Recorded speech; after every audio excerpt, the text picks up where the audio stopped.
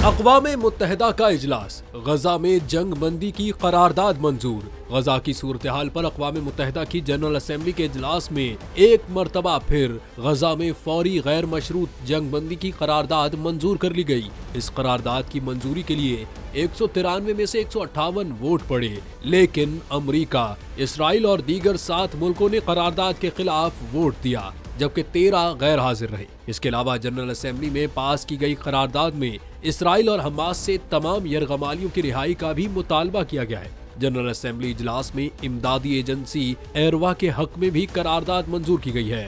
करारदाद में एरवा को गजा पट्टी में बगैर रुकावट के इंसानी इमदाद की फराहमी जारी रखने के लिए दरकार मुआवनत फराहम करने का भी मुतालबा किया गया।